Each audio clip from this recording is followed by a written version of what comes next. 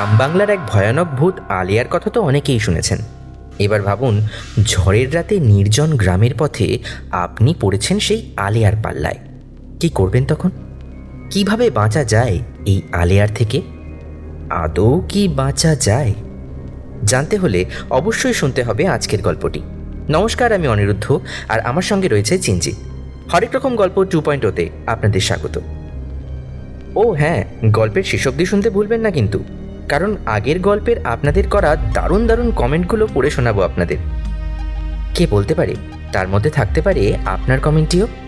শুনছেন মৃন্ময় দেবনাথের কলমে আলিয়া।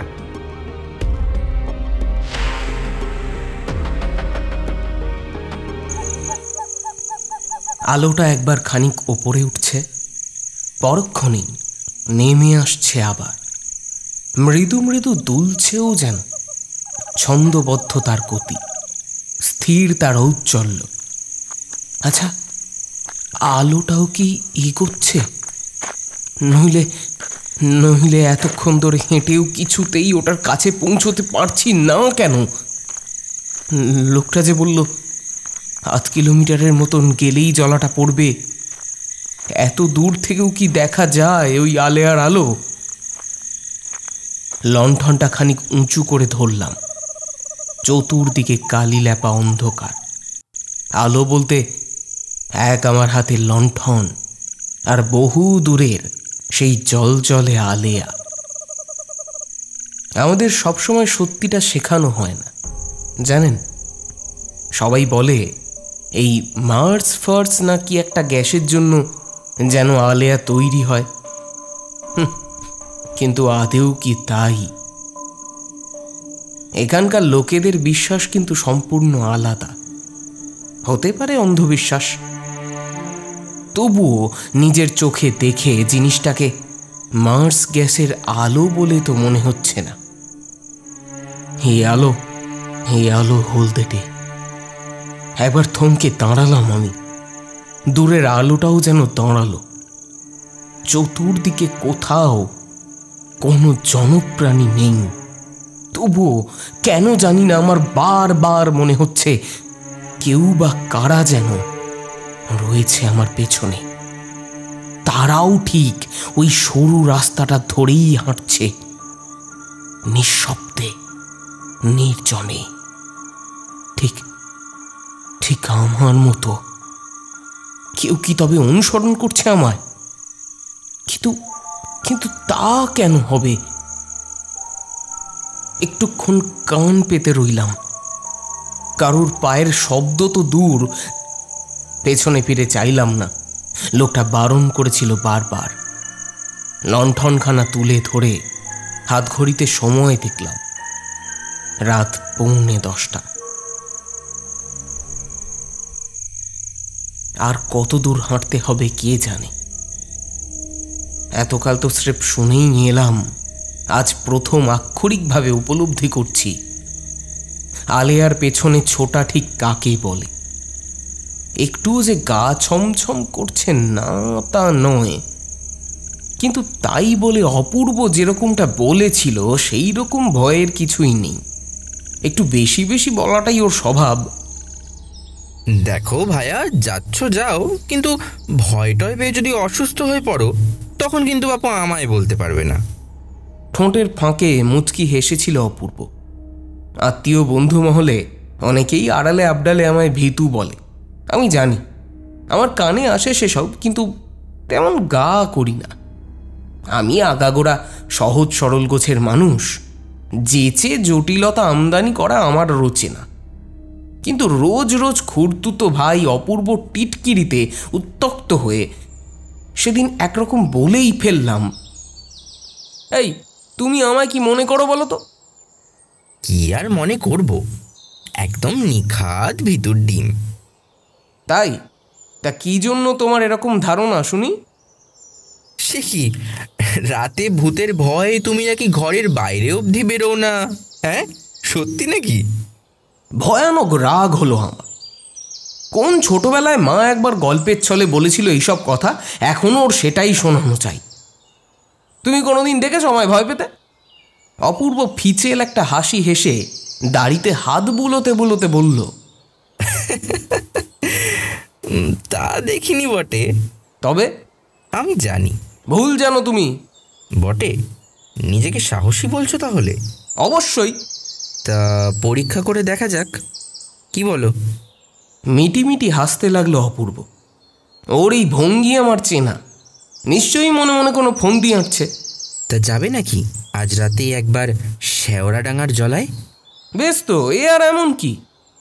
তাই বুঝি? বলে তো দিলে ভায়া, কিন্তু শেওড়াডাঙ্গার জলার নাম শুনেছ তো? জানো নিশ্চয়ই কি থাকে ওখানে? নাম শুনেছিলাম বটে, এমনকি জলাটাকে নিয়ে দু একটা খাপছাড়া গল্পও শুনেছি। কিন্তু ওই যেমন বললাম, আমি সোজা সাপটা মানুষ, নিজের কাজ নিয়ে থাকি, এসবে মাথা ঘামাইনি কোনোদিন। দরকার ছাড়া কেউ ওদিকে তেমন একটা যায় না, বুঝলে? খুব একটা সুবিধের নয় জায়গাটা। সুবিধের জায়গা নয় বলতে কি বলছো তুমি? সে কি, শোনোনি? তাহলে ছেড়ে দাও, শুনলে ভয় তুমি আর যাবেই না। থাক তবে, না জেনেই না হয় গেলাম, দেখাই যাবে কতটা অসুবিধে হয়। চটছ কেন? অনেক রকম বদনাম আছে জলাজমিটার, সেটাই বলছি। এককালে ওই এলাকায় খুব ডাকাতের উৎপাত ছিল, বুঝলে? ডাকাতেরা নাকি মানুষ মেরে পুঁতে রাখতো ওই জলার ভেতর। সেই থেকেই জলাটা ভুতুরে। ভুতুরে মানে ভূত দেখা যায়? কতটা তাই বলতে পারো। শোনা যায় যারা এককালে ওখানে অপঘাতে মরেছে তারা এখনো রাত নামলে জলাটায় ফিরে আসে। অন্ধকারে বহু দূর থেকেও ওদের চোখগুলো জলজল করতে দেখা যায়। তুমি দেখেছো? হ্যাঁ, তবে দূর থেকে, জলার কাছে যায়নি। অনেকগুলো লালচে চোখ পরপর জ্বলতে দেখা যায়। বাবা, গা শিরশির সব দৃশ্য। বেশ, তাহলে ওই কথাই রইল, আজ রাতে যাচ্ছি ওখানে। অপূর্ব গম্ভীর হয়ে গেল। অনেকক্ষণ এক দৃষ্টে জানালার বাইরে চুপ করে চেয়ে থাকে। এক সময় অপূর্ব, বুঝেছি আমি, তোমার সাহস আছে বেশ। এখন বাদ দাও এসব কথা। রাতে আজ অনন্তদের বাড়ি দাবার। না, বাদ কেন হবে? আমার সাহসের নমুনার এখনই পেলে কোথায় তুমি? সে আমি তোমার মুখ দেখেই টের পেয়েছি ভায়া। ঠাট্টা করছিলাম বই তো নয়। ও সবে আর কাজ নেই এখন, ছাড়ো। কিন্তু আমার ততক্ষণে কেমন জেদ চেপে গেছে। রাতে আজ আমি ওই জলায় যাবই, সিদ্ধান্ত স্থির। মশকরার ফল যে এরকম দাঁড়াবে অপূর্ব হয়তো ভাবতে পারিনি। বহু চেষ্টা করেও আমায় সিদ্ধান্ত থেকে টলাতে পারল না কিছুতেই। জেদ করো না ভায়া, সত্যি সত্যি জায়গাটা ভালো নয়। লক্ষ্য করলাম অপূর্বর মুখটা কেমন পাংশু হয়ে এসেছে, গলাটাও থমথমে। একবার কতগুলো মাতব্বর ছেলে ছোকরা দল বেঁধে গিয়েছিল ওখানে, ফেরেনি আর একজনও না। সেই রাত থেকে আমরা কেউ যাই না ওই জলায়। বললে বিশ্বাস করবে না, দিনে মানেও কেমন যেন গা ছমছম করে ওইখানটায়।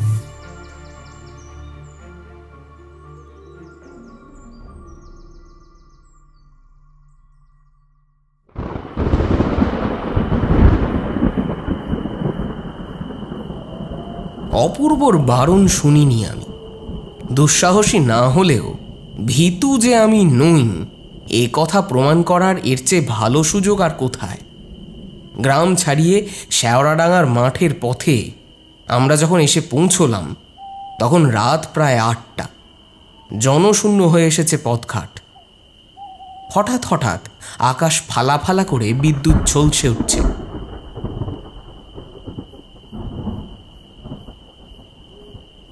এখান থেকে আমিই যেতে পারবো, তুমি ফিরে যাও। অপূর্ব আরও কয়েকবার আমায় নিরস্ত্র করবার বৃথা চেষ্টা করে। শেষমেশ হাল ছাড়ার আগে নিজেই একবার সঙ্গে যেতে চাই, কিন্তু আমি স্থির। আজ রাতে আমি জলায় যাব, এমনকি একাই যাব। অপূর্বর হাত থেকে লণ্ঠনটা নিয়ে আমি বললাম, শোনো, এটা আমি ওই জলায় গিয়ে রেখে আসবো প্রমাণ হিসেবে। যদি ধরো তোমার সন্দেহ হয় আদেও আমি জলাটা অবধি গিয়েছিলাম কি না, বুঝলে তো, তখন সকালে গিয়ে দেখতে পারবে। আমি লণ্ঠন উঁচিয়ে ধরে ফের হাঁটা লাগলাম। বিবর্ণ মুখে পাথরের মূর্তির মতন দাঁড়িয়ে রইল অপূর্ব। জলাটা গ্রামের বাইরের দিকে, ঝোপ জঙ্গলে ঢাকা পরিত্যক্ত এলাকা। কাজেই অনেকটা যে হাঁটতে হবে তাতে সন্দেহ নেই। মেঘের গর্জন ক্রমশ বাড়ছে, বৃষ্টি নামলে ভিজতে হবে, উপায় নেই। প্রায় অনেকটাই এগিয়ে এসেছি তখন। এমন সময় পথের ধারে একটা টিনের চালা ঘর মতো চোখে পড়ল। ঘরটার মধ্যে মিটমিটে একটা হ্যারিকেন জ্বলছে, একাধারে কতকগুলো ফোলা ফোলা বস্তা ডাঁই করে রাখা, পাশে একটা তক্তপোষ, আর তাতেই চাদর মুড়ি দিয়ে কেউ একজন শুয়ে রয়েছে, যেন ঘুমোচ্ছে বোধ হয়। হ্যারিকেনের লালচে অন্ধকারে তার অস্পষ্ট অবয়বটা দেখা যায়। অনেকক্ষণ তো হলো হাঁটছি, আর কত দূর জলাটা? লোকটাকে একবার জিজ্ঞেস করলে কেমন হয়? এগিয়ে গেলাম চালাঘরটার দিকে, লণ্ঠনটা উঁচু করে হাঁক দিলাম। শুনছেন? বলি, ও মশাই। কয়েকবারের ডাকাডাকিতে লোকটা মুখের ওপর থেকে চাদরের ঢাকাটা সরিয়ে আমার দিকে চাইল। খুব বৃদ্ধ লোক, কোঁচকানো মুখের চামড়া, মাথায় কয়েক গাছি পাকা চুল। চোখ কুঁচকে বিরক্ত গলায় উনি বললেন, কি চাই? অদ্ভুত রকম ফ্যাস ফ্যাসে বৃদ্ধের গলা, যেন মানুষ নয় বরং কোনো সাপের হিস হিসানি। বলছি, এখান থেকে সামনে ওই জলাটা কত দূর? কেন এত রাতে জলার খোঁজে কি দরকার? না, এমনি আর কি। ঘোলাটে দৃষ্টিতে একবার আমাকে আপাদমস্তক মেপে নিলেন বৃদ্ধ। বেশি নয়, এই রাস্তা ধরে সোজা আরো 8 কিলোমিটার মতো হাঁটলেই পাবেন। কিন্তু কেন বলুন তো, ওদিকেই যাচ্ছেন নাকি আপনি? হ্যাঁ? আমি কয়েক মুহূর্ত চুপ করে রইলাম। বৃদ্ধকে সত্যি কথাটা বলা ঠিক হবে কিনা ভাবছি, এমন সময় উনি চাপা গলায় ফের বলে উঠলেন, তোমায় তো বাপু আগে কোনোদিন দেখিনি, নতুন নাকি এ পথে? আগে মানে একরকম নতুনই বটে। ও, মরতে এসেছ? যা বাবা, এ আবার কিরকম কথা? কেমন ভরকে গেলাম আমি। মানে দেখে তো মনে হয় জলার দিকটাতেই যাচ্ছ। কেন জানো না ওখানে গেলে আর প্রাণ নিয়ে ফেরা যায় না? রাতে ওখানে মরা মানুষেরা জেগে ওঠে, ধক ধক করে জ্বলতে দেখা যায় ওদের চোখগুলো, শয়তানের চোখ। ওই তোমাদের শহরের ভাষায় কি যেন বলে, ওই আলেয়া। এ হলো ওই আলেয়া। আস্তে আস্তে, ও নাম জোরে বলতে নেই। কথা শোনো, যেও না ওদিকে। ও জলা থেকে রাতে কেউ বেঁচে ফেরে না। কেন, এখনো ডাকাতের উপদ্রব আছে নাকি? বৃদ্ধের চোখের দৃষ্টি সরু হয়ে এলো, বাঁকা একটা হাসি খেলে গেল তার ঠোঁটের কোণ বরাবর। ঠাট্টা করছ? এই কিন্তু মোটেই ঠাট্টার জিনিস নয়। কোনোদিন ওই আলেয়ার আলো নেভে না হে, জানো তো? ওখানে যারা যায় তারাও আটকা পড়ে থাকে আলেয়া হয়ে, চিরকালের জন্য। তাই বলছি, বাড়ি ফিরে যাও। চোয়াল শক্ত হয়ে উঠল আমার।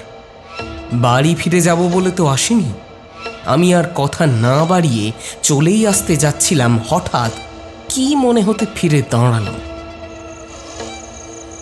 আপনি নিজে যে এত রাতে এমন খোলা জায়গায় একা একা থাকেন, আপনার ভয় করে না?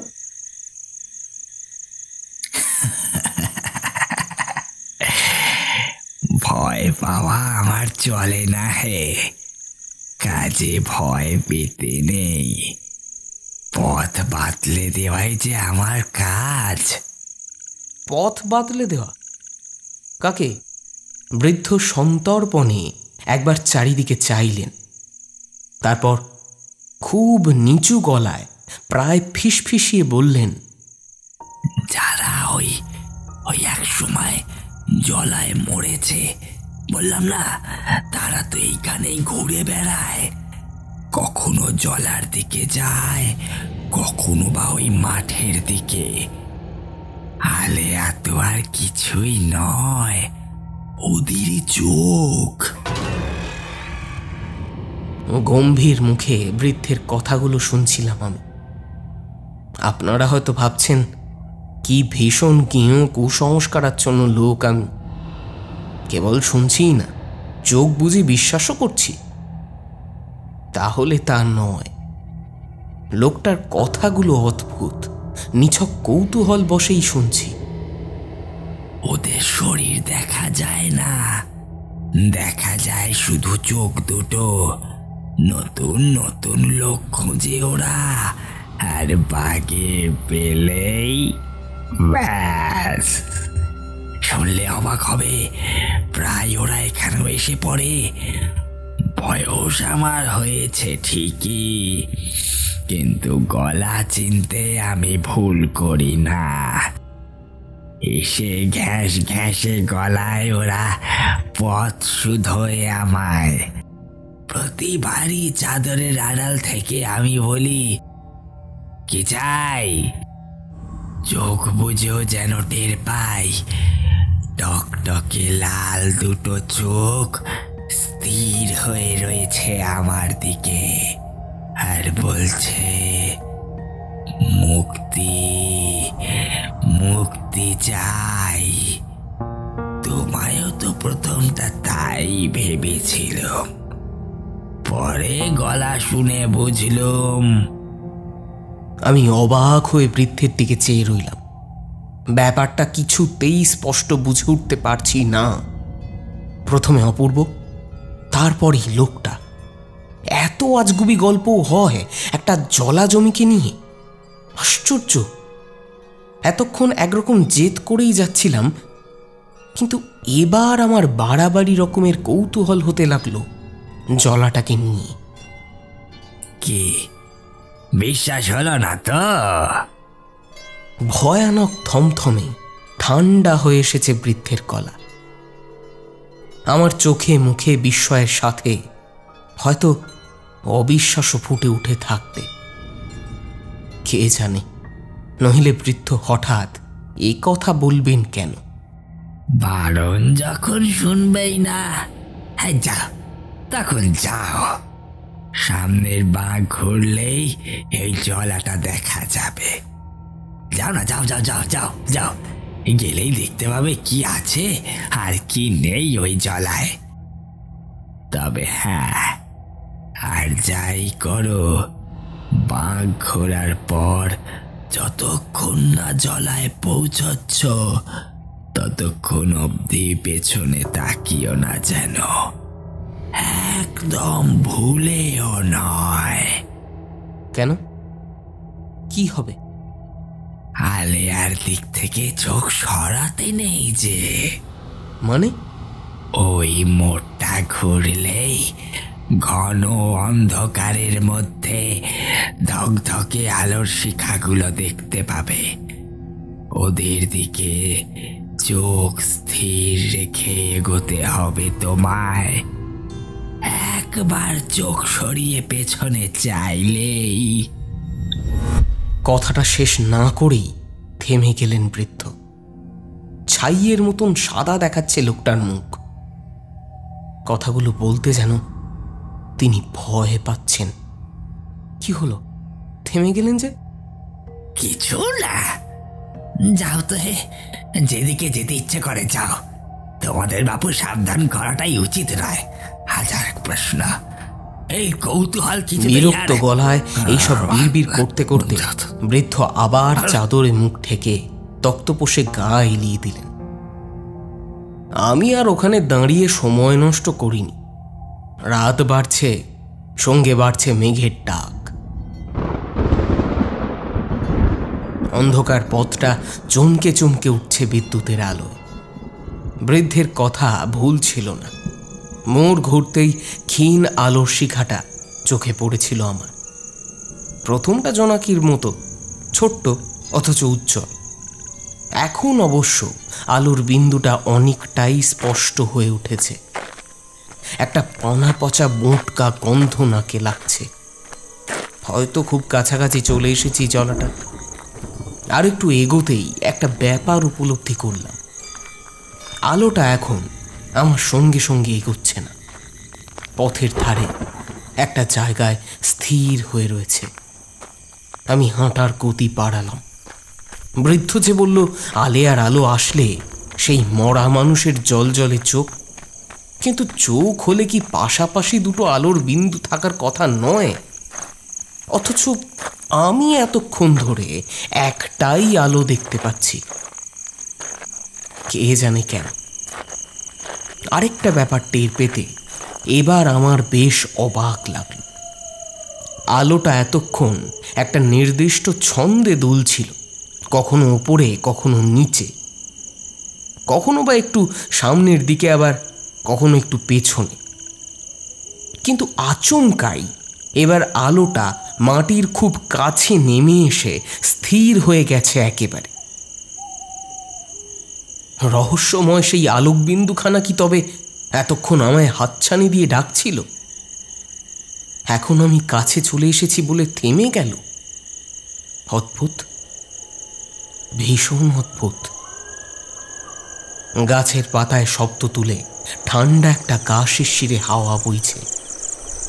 পানায় ঢাকা মৃতপ্রায় জলাটার চারিদিকে রাজ্যের আগাছা।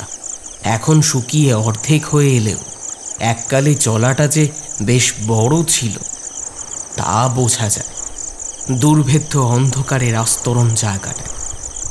জলাটা থেকে আমার দূরত্ব তখন হাত কুড়ির বেশি হবে না।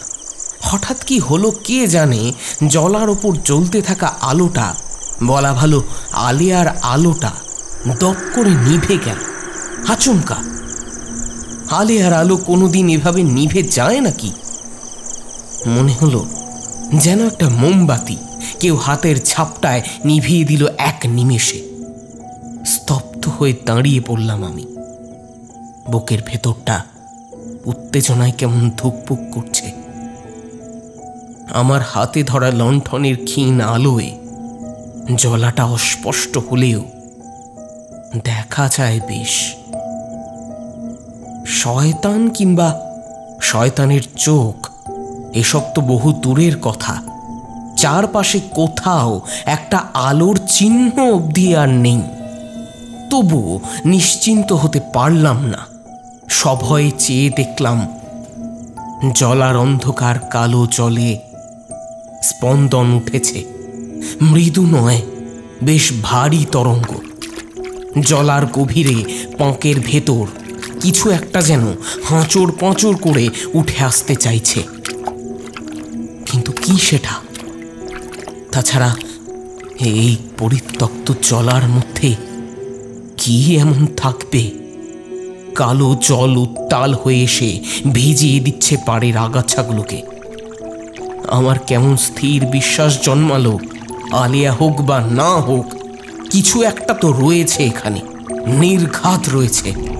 ঠান্ডা বাতাসটা আবার গা ছুঁয়ে বেরিয়ে গেল। আমার সারা শরীর কাঁটা দিয়ে উঠল।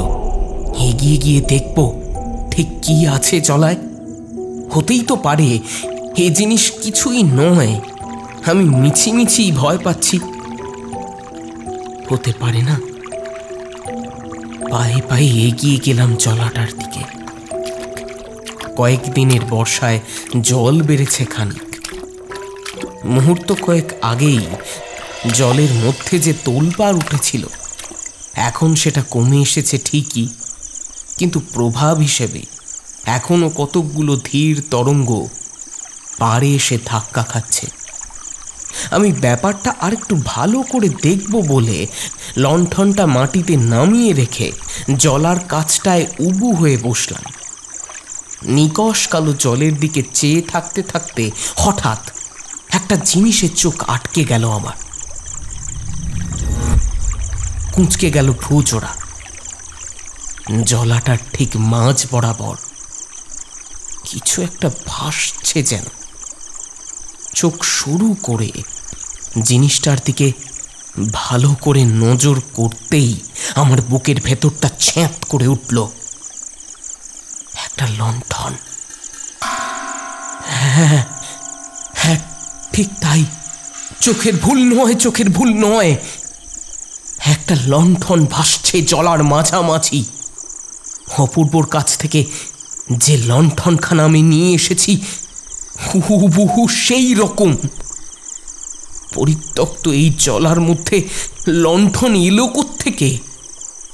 যদি জিনিসটা বহু পুরনো হতো তাও না হয় আমি মানতাম যে অনেক দিন আগে কেউ ফেলে রেখে গেছে, কিন্তু তা নয়। আমি সবিস্ময়ে হাঁ করে চেয়ে রইলাম। রাত গাঢ় হয়ে এসেছে অনেক। আজকের রাতটা যেন বাকি আর 5টা রাতের মতো নয়। এর স্তরে স্তরে কেমন একটা চাপ বাঁধা রহস্য, একটা না বলা আশঙ্কা, একটা যেন দম চাপা অস্বস্তি। বহু দূরে অস্পষ্ট একটা পায়ের শব্দ কানে আসছে আমার অনেকক্ষণ থেকেই। কেউ যেন হেঁটে আসছে এই পথে, ঠিক আমার পিছু পিছু। যখন থেকে আমি ওই বৃদ্ধের দোকানটা পেরিয়ে এসেছি সেই তখন থেকেই শুনছি শব্দটা। আমারই কানে বাজছে হয়তো, গা করলাম না তেমন। তাছাড়া কারুর এ পথে আসার কথাও নয়, এই আমিই যা ব্যতিক্রম। এদিকে আমার লণ্ঠনের আলোটাও মরে এসেছে। তেল ফুরিয়ে এলো নাকি? তখন আমি লণ্ঠনটা সবে হাতে তুলেছি একটু নাড়িয়ে চাড়িয়ে দেখব বলে, এমন সময় হঠাৎ পায়ে একটা বিষম হ্যাঁচকা টান। টাল সামলাতে না পেরে আছড়ে পড়লাম জলার পাড়ে। গায়ের সব শক্তি দিয়ে কেউ যেন টানছে আমায়। তবে ঠিক জলের ভেতরে নিয়ে যাওয়ার জন্য নয়, এ টান অন্যরকম। কেউ বা কিছু একটা যেন আমার পায়ে ভর করে উঠে আসতে চাইছে জলা থেকে। আমি প্রচণ্ড ভয়ে ছিটকে সরে আসতে চাইলাম, কিন্তু লাভ হলো না। প্রাণপণে জলের ভেতর থেকে জিনিসটা আমায় টানছে। ভয়ে আতঙ্কে হাত পা কেমন ঠান্ডা হয়ে আসতে লাগলো। বুকের ভেতর কেউ যেন হাতুড়ি পিটছে ক্রমাগত। কতক্ষণ এরকম টানা হ্যাঁচড়া চলেছিল আমি জানি না, তবে শেষবার যে প্রবল টানে আমি জলের ভেতর প্রায় অর্ধেক নেমে গিয়েছিলাম মনে আছে। সেই শেষবার আমার হাত থেকে লণ্ঠনটা ছিটকে পড়ার আগে আমি জলার ভেতরকার প্রাণীটাকে দেখতে পেয়েছিলাম নিমেষের জন্য। তবে চিনতে ভুল হয়নি। এ চেহারা আমি রোজ দেখি, জ্ঞান হওয়ার পর থেকে দেখে আসছি। প্রত্যেক বছর, প্রত্যেক মাস, প্রত্যেক দিন দেখছি আয়নায়। হ্যাঁ, ঠিক তাই। জলের ভেতর থেকে যে আমায় টানছে সে আর কেউ নয়, খোদ আমি। মুখটা কেমন যেন ঘুরে উঠল আমার। সমস্তটা কেমন যেন জট পাকিয়ে গেল হঠাৎ। অসাড় হয়ে এলো আমার শরীরটা। জলের ভেতর একটু একটু করে তলিয়ে যেতে যেতে আমি টের পেলাম আমার মাথার পেছনে ক্রমশ স্পষ্ট হয়ে আসছে একটা পায়ের শব্দ। আরো কি কেউ এলো এই জলার ধারে? কে তুমি? এসো না এখানে, ফিরে যাও। চিৎকার করে বলতে ইচ্ছে হলো, কিন্তু গলা দিয়ে স্বর বেরোলো না। চিন্তা, বোধ, বুদ্ধি সব কেমন যেন হারিয়ে যাচ্ছে। জলার ঠান্ডা জল আমার গলা পেরিয়ে আসছে প্রায়। হঠাৎ জ্ঞান হারিয়ে ফেললাম আমি।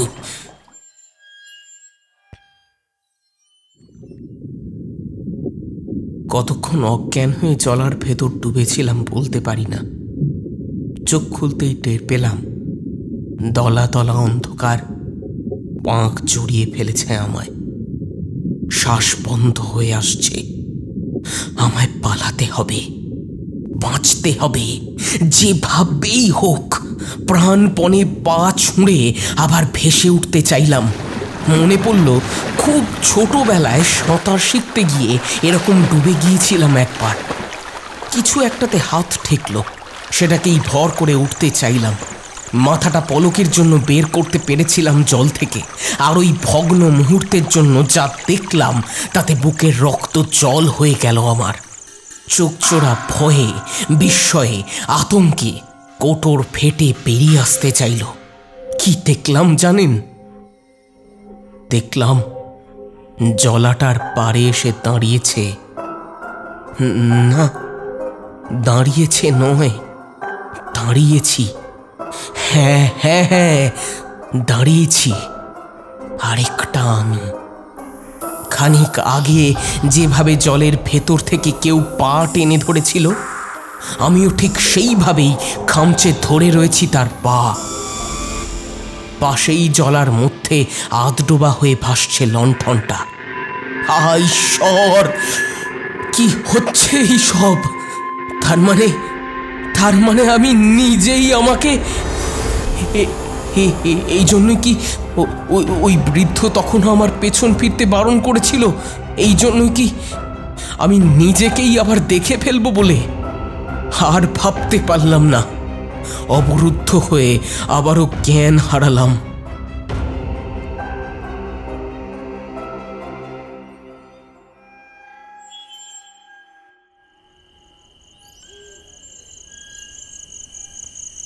আলোটা আবার খানিক ওপরে উঠছে, পরক্ষণেই নেমে আসছে আবার। মৃদু মৃদু দুলছেও যেন। ছন্দবদ্ধ তার গতি, স্থির তার ঔজ্জ্বল্য। আচ্ছা, আলোটাও কি এগোচ্ছে? কতক্ষণ ধরে হাঁটছি আমি, কিছুতেই যেন হিসেব মিলিয়ে উঠতে পারি না। ঘড়ি দেখে বুঝি জেদ করে অপূর্বর কাছ থেকে বিদায় নিয়ে একা এ পথে এসেছি প্রায় ঘণ্টাখানিক মতো হবে। কিন্তু তাহলে আমার এরকম কেন মনে হচ্ছে যে আমি বহুদিন বাড়ি যাইনি? তাছাড়া কেন যেন আমার বারবার এও মনে হচ্ছে এ পথে আমি আগেও এসেছি। এই ঘটনা আমার সাথে যেন আগেও একবার হয়েছে। একবার নয়, বহুবার। কেন এরকম মনে হচ্ছে বলতে পারেন? অপূর্বর গ্রামের এই জলায় তো আমি আগে কোনো দিন আসিনি। আলোটাকেও এখন যেন আর আলিয়ার মতন আলো বলে মনে হচ্ছে না। মনে হচ্ছে যেন কেউ একটা লণ্ঠন হাতে করে ধরে চলেছে আমার আগে আগে। অন্ধকারে লোকটার অবয়ব দেখা যায় না ঠিকই, কিন্তু আলোটা দেখা যায়। আসবার পথে একটা লোকের সঙ্গে দেখা হয়েছিল আজ। সেখানেও একটা অদ্ভুত ব্যাপার হলো। পথের ধারে একটা টিনের চালাঘর মতন ছিল। ঘরটার মধ্যে মিটমিটে একটা হ্যারিকেন জ্বলছে। তক্তপোষে চাদর মুড়ি দিয়ে কেউ যেন শুয়ে রয়েছে, ঘুমোচ্ছে বোধ হয়। অনেকক্ষণ তো হলো হাঁটছি। কত দূর জলাটা? আচ্ছা, লোকটাকে একবার জিজ্ঞেস করলে কেমন হয়? এই ভেবে এগিয়ে গেলাম চালাঘরটার দিকে। শুনছেন? বলি, ও মশাই। চাদরের আড়াল থেকে মুখ বের না করেই লোকটা ভারী গলায় শুধল, কে চাই? জানি না কেন অজান্তেই আমার মুখ ফুটে বেরিয়ে এলো একটা কথা, মুক্তি চাই। আচ্ছা, কেন হঠাৎ আমি এই কথা বললাম কে জানে। শুনছিলেন আলিয়া, রচনা মৃন্ময় দেবনাথ, গল্প পাঠে সৌভিক, অভিনয় অনিরুদ্ধ, বাল্মীকি ও সৌভিক, প্রচ্ছদ পরিকল্পনা সৌম্যদীপ, আবহ অনিরুদ্ধ, সমগ্র পরিচালনায় চিনজিত। তাহলে কেমন লাগলো আজকের গল্প জানাতে ভুলবেন না কিন্তু কমেন্ট করে। ভালো লাগলে একটা লাইক করতে পারেন, আর আরও ভালো লাগলে শেয়ার করতে পারেন আপনার পরিচিত মহলে। এবার পালা আপনাদের সুন্দর সুন্দর কমেন্টগুলো পড়ার। আগের সপ্তাহে আমাদের চ্যানেলে এসেছিল গল্প সৌরভ দত্তের কলমে সব যাত্রী। আপনারা সবাই এত ভালো ভালো কমেন্ট করেছেন যে আমাদের পক্ষে টপ 5 কমেন্ট বেছে নেওয়া কঠিন হয়ে পড়েছিল। তাই আমরা ঠিক করেছি এবারে টপ 5 নয়, টপ 10টি কমেন্ট পড়ে শোনাবো আমরা। আচ্ছা, সোমনাথ বলছেন, ক্রিকেটে ধোনি আর ভয়ঙ্কর গল্পের ক্ষেত্রে হরেক রকম গল্প 2.0, কোনো তুলনা নেই। দাদা, বর্ধমান জেলা থেকে বলছি, এইরকম ভয়ঙ্কর গল্প প্রত্যেক দিন দেওয়া যাবে না। এটা দারুণ বলেছ সোমনাথ, তবে আমাদের এখনও অনেক পথ অতিক্রম করা বাকি, আর সেই পথে তোমাদের মতো বন্ধু পাওয়া সত্যিই সৌভাগ্যের ব্যাপার। এইভাবেই পাশে থেকো, আর তোমাদের ভালোবাসা সাপোর্টটুকু পেলেই আমরা এভাবে কাজ করে যেতে পারবো। আর প্রতিদিন না হলেও প্রতি সপ্তাহে তোমাদের ভয়ঙ্কর ভয়ঙ্কর গল্প শোনাতে পারবো। বিকাশ বলছেন, দারুণ হয়েছে, ভালোবাসা নিয়েও বাংলাদেশ চট্টগ্রাম থেকে। কোনো গল্পই আমি আর আমার ওয়াইফ মিস করি না। এটা জেনে খুব ভালো লাগলো। আমাদের কাজ যে আপনাদের এত ভালো লাগছে এটা শুনেই আমাদের পরিশ্রম সার্থক মনে হয়। বাংলাদেশ থেকে আমরা এত ভাই বোনের ভালোবাসা পাই, আমাদেরও ভীষণ ভালো লাগে। একবার অবশ্যই ইচ্ছে রইল বাংলাদেশ ঘুরে যাওয়ার। তোমরা ভালো থেকো আর শুনতে থেকো হরেক রকম গল্প 2.0। আমাদের তরফ থেকেও, মানে আমার আর চিন্তিত তরফ থেকেও ভালোবাসা রইল ভারত থেকে। পূজা বলছেন, আমি আপনাদের সব গল্প শুনি, খুব ভালো গল্প। আমি পূজা বলছি হাওড়া থেকে। দাদা, আমার কমেন্টস পড়ো কিন্তু। এই যে পড়ে ফেললাম। পূজা, অসংখ্য ধন্যবাদ তোমাকে। তুমি আমাদের গল্প শোনো, সময় নিয়ে কমেন্ট করো, এর থেকে বেশি আর পাওনা কি হতে পারে আমাদের। এভাবেই সবাই আমাদের জানাতে থেকো আমাদের কাজ তোমাদের কেমন লাগছে, কারণ আমরা শুধু একটা চ্যানেল নই, এটা একটা গল্পের আসর। সবাই মিলে এটা একটা পরিবার। তাই একটা পরিবারে সবাইকেই জানাতে হবে তাদের কি ভালো লাগছে, কি খারাপ লাগছে। তবেই তো আমরা বুঝতে পারবো যে ভবিষ্যতে আমরা কেমন গল্প আনতে পারবো এবং কোন গল্পগুলো তোমাদের হাড় কাঁপিয়ে দিতে পারে। শানু মালাকার বলছেন, আমি হরর স্টোরি শোনা প্রায় ছেড়েই দিয়েছিলাম, বাট আজকে কি মনে হলো গল্পটা শুনলাম। সত্যি অনেক দিন পর একটা পারফেক্ট স্টোরি শুনলাম, মন একদম চেঞ্জ হয়ে গেল। থ্যাংক ইউ এত ভালো গিফটের জন্য। God bless you. Thank you so much Shanu. এইভাবেই আমাদের পাশে থেকো আর শুনতে থেকো। আর হ্যাঁ, এটা বিশ্বাস রেখো যে হরেক রকম গল্প 2.0 চ্যানেলের প্রতিটি গল্প আমি আর চিনজিৎ নিজে হাতে বেছে সিলেক্ট করি, যাতে প্রতিটি গল্পই তোমাদের হাড় কাঁপিয়ে দিতে পারে।